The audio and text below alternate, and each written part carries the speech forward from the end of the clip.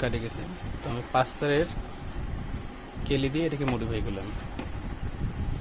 5 তারের কেলি দিয়ে এইভাবে বোর্ডটিকে মডিফাই করলাম। আর এখানে আরও সমস্যা ছিল, সেটি হলো মেইন পাওয়ারের ডায়োড।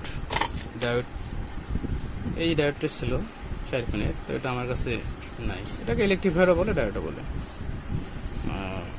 তো এটা আমার কাছে নাই। আমি 4টি ডায়োড দিয়ে এটাকে কাজ করে দিলাম এবং এটি সম্পূর্ণ রূপে এখন সচল।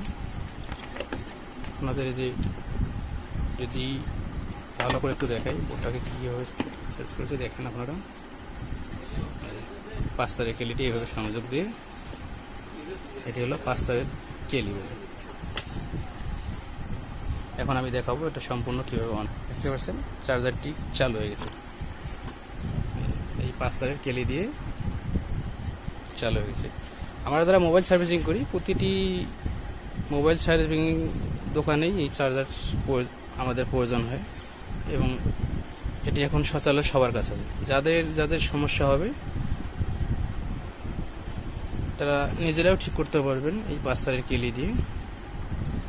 তারপর যদি আপনারা ভালো সার্ভিসিং করতে না পারেন, আমার কাছে পাঠিয়ে দিন দীপক মোবাইল সার্ভিসিং সেন্টার।